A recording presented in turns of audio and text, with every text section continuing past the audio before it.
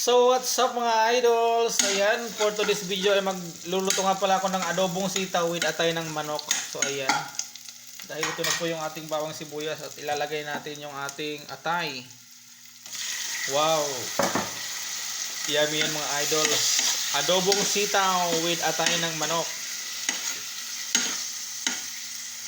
Thank you for watching mga idols. So mga idol, nilagyan ko na nga pala yan ng paminta, laurel, bitchin, at syempre dahil luto na po yung ating atay, ay ilalagay natin yung ating gulay. O, diba? Tapos takpan.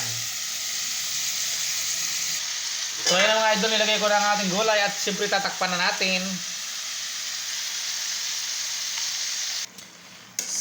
So makalipas ng ilang minuto mga idol, so ayan malapit nang maluto ang ating adobong sitaw with atay ng manok.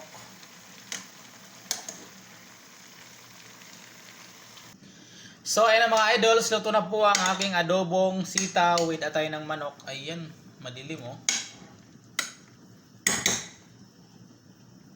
So mga idols, ayan na po yung aking adobong sitaw with atay ng manok. Luto na po mga idols. Ayan, yummy yan mga idols. Kaya naman wag po nating kalimutan mag-follow at makipag-share. Mag-follow at mag-share. Ayan mga idol. Thank you so much. Thank you for watching. Adobong atay, adobong sitaw mga idols with atay ng manok. Ayan oh. Wow, ang daming atay mga idols. Ang daming atay mga idols. Wow. Thank you for watching. Follow and share. Umuusok-usok po mga idols yung ating recipe oh. Kasi bagong luto. Wow. Napakasarap nito mga idol.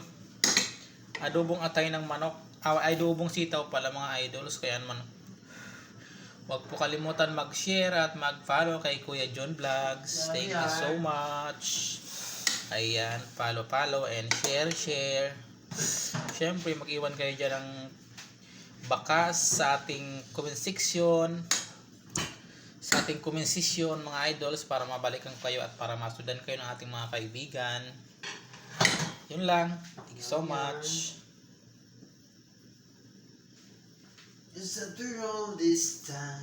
So hello mga kawaiti, welcome to my channel. This is Visayan Dax TV. So ayan for today's video, ayan umusok-usok pa nga pala yung aking recipe for today na adobong sitaw with atay ng manok mga idols. Ayan o, napakayami.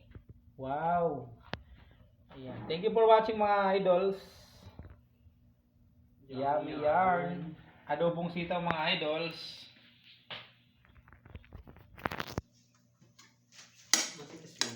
Yummy yan mga idols. Adobong sitaw ng manok. Thank you so... Adobong sitaw ng manok? Adobong sitaw with atay ng manok. Hindi mo nakapindot eh. Thank you so much mga idol. Ayan. Napakayami nito mga idols. Promise.